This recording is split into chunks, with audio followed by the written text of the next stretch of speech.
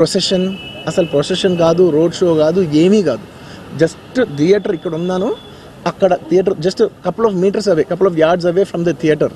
అది అసలు road show కాదు, ఏమీ కాదు. కార్ అలా వెళ్తూ ఆగిపోయింది. ఒక పాయింట్ తర్వాత ఎంత జనం కూడిపోతారంటే అండి, మీరు కనపడితే కానీ జనం వెళ్ళరు.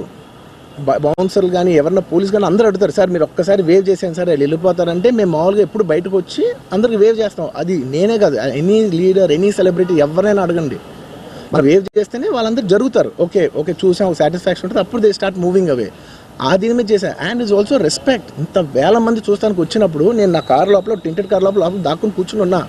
బట్ అంతమంది అంతమంది వచ్చినప్పుడు వాళ్ళకి ఏం కావాలి? హీరోది ఒక గ్లిమ్స్ కావాలి అంతే.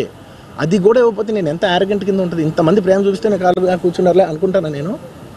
అరే నేను బయటకు వచ్చి ఒక్కసారి వాళ్ళందరికీ థ్యాంక్ యూ ప్లీజ్ పదండి ఇలా అంటుంటా. మీరు చూడండి నా జస్టిస్ అని చూడండి. ఇలా అంటే ఇలా పదండి అంటే నేను చెప్తేనే వాళ్ళు వెళ్తారు.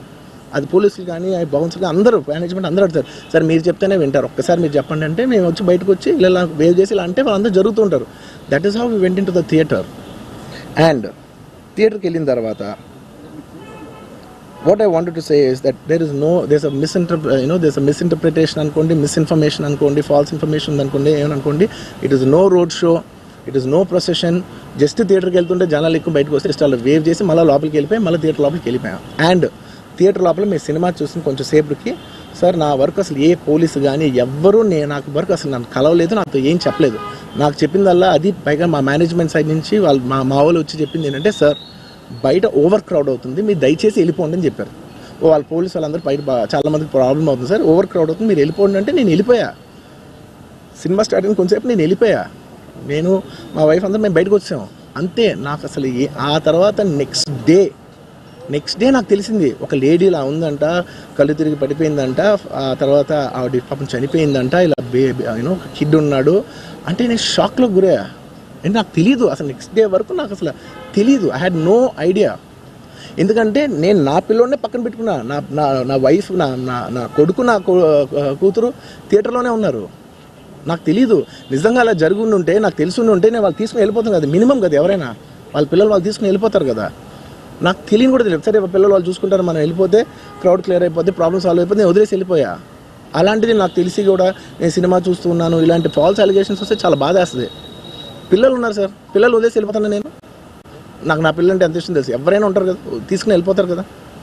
అలాంటి నాకు క్లూ కూడా లేదు. నేను ఇంటికి వెళ్ళిపోయిన తర్వాత నేను వెళ్ళిపోయిన నెక్స్ట్ డే నాకు మార్నింగ్ తెలిసి ఇలా చనిపోయారంటే షాక్ అయ్యాను నేను. షాక్ ఇమీడియట్గా నేను బాస్కు ఫోన్ చేశాను, మా బన్నీ వాసుకు ఫోన్ చేసి, వాసు ఇమీడియట్గా హాస్పిటల్కి వెళ్ళి వాళ్ళ కలువు, నేను వస్తానంటే సార్ నేను మొత్తం అక్కడ వెళ్ళి సెట్ చేసి వస్తాను, వాళ్ళందరూ ఎమోషనల్గా ఎలా ఉన్నారు ఏంటో మనం ఫస్ట్ చెక్ చేసుకున్న తర్వాత మీరు ఒక నిమిషం ఆగండి సార్. వెళ్ళిపోయిన తర్వాత వాసు నేను వస్తానంటే, సార్ మీరు రావద్దు ప్లీజ్, దయచేసి మీరు హాస్పిటల్ రావద్దు, ఇక్కడికి గందరగోళం అయిపోతుంది, నిన్న నైట్ మీరు థియేటర్కి వెళ్ళారు, ఇష్యూ అయింది, చాలా ప్రాబ్లం అయింది, ఇప్పుడు మీరు హాస్పిటల్కి వచ్చి మళ్ళీ ప్రాబ్లం అయితే మాత్రం సార్ చాలా ప్రాబ్లం అవుతుంది సార్, నేనే వాళ్ళని కొంచెం వాళ్ళ రిచువల్స్ అన్నీ అయిపోయిన తర్వాత మీ దగ్గర తీసుకొస్తానని చెప్పాడు.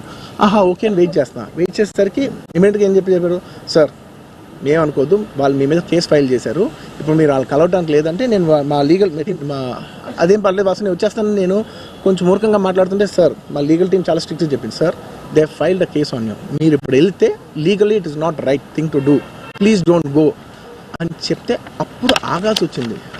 సార్ నాకు ఒక్కటే విషయం చెప్తా సార్, ఎవరో వైజాగ్లో చనిపోతేనో, లేకపోతే చనిపోతున్నారంటేనో, లేదంటే విజయవాడలో చనిపోతున్నారంటే ఒక పెద్ద ఆవిడంటేనో, లేదంటే చిరంజీవి గారి ఫ్యాన్స్ మన నూర్బాయ్ అంటే వాళ్ళు, లేదంటే కళ్యాణ్ గారి ఫ్యాన్స్